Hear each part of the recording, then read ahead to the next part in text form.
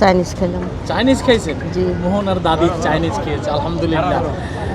তো সব কিছু মিলিয়ে মোহনাকে নিয়ে কেমন আছেন আপনি? এখন বর্তমানে একটু ভালোই আছি। যাক আলহামদুলিল্লাহ। আমরা দেখেছি মোহনাকে নিয়ে আপনি দীর্ঘদিন সেবা করতে করতে নিজে অসুস্থ হয়ে গেছিলেন। জি। শারীরিক অবস্থা কি এখন আপনার? আমি এখনও সুস্থ হই নাই, কিন্তু আমার মাথাটা খুব ঘুরায়। একটু জোরে বলেন না। মাথাটা ঘুরায়, মাথাটা ঘুরায়? মাথা ঘুরায় আর মানে হঠাৎ করে উঠলে বসলে দাঁড়াইলে মনে করো কিছুই দেখি না, এই অবস্থা। বুঝছেন? তো মোহনার এখন শারীরিক অবস্থা কি? মোহনের শারীরিক অবস্থা আছে মোটামুটি, কিন্তু মাথার সমস্যাটা আজকে 3 দিন যাবৎ দেখছি যে ছোট বাচ্চারা যেমন মাথা নরম তুলতুলে হয়, এরকম নরম। এটা নিয়ে আমি অনেক টেনশনে আছি। হসপিটালের থেকে এখন বাসায় কেমন আছে আসলে? মানুষ আসে, এমনি দেখতে আসে সবাই। দেখতে আসে? হ্যাঁ, যে মোহনা আল্লাহর কাছ থেকে আল্লাহ তাকে দান করছে, আমাদের কাছে ঘুরে আসছে, এই নিয়ে সবাই খুশি বা দেখতে আসে মোহনা কেমন আছে।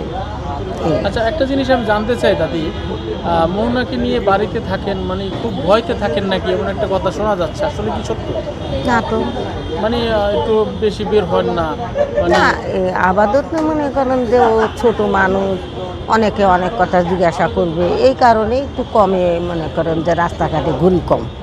বাসায় আমরা এমনি তো সবসময় বাসায় থাকি, আমরা অন্য কারো বাসায় ঘুরতে যাই না বা রাস্তাঘাটে ঘোরা পছন্দ করি না, তাই এইভাবে আসি। কিন্তু ভয় অত না, যে ভয়ে মানে আতঙ্ক হয়েছি তা না।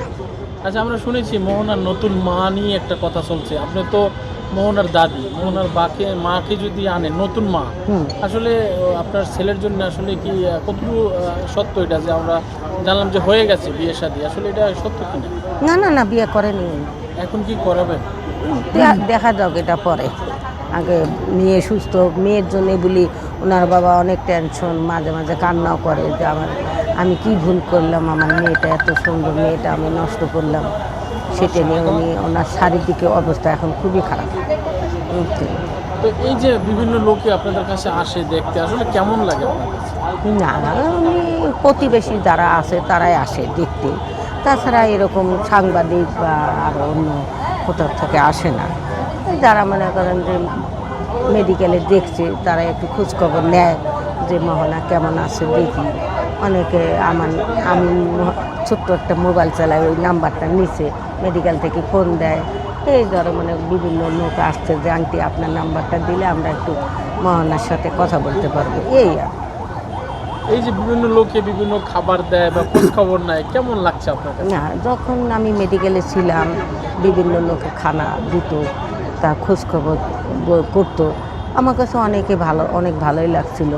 যাক, মোহনার পাশে এক এক আল্লাহ আর প্রতিবেশী সবাই দেখশন করতেছে, এটাই মোহনার ভাগ্য ছিল। বা এই দুর্ঘটনা হওয়ার পরে মোহনার এইটুকু ভাগ্য ছিল যে দেশ বিদেশে মানুষ মোহনাকে দেখতে আসবে, এটাই মোহনার ভাগ্যই ছিল। তাছাড়া কোনোদিনও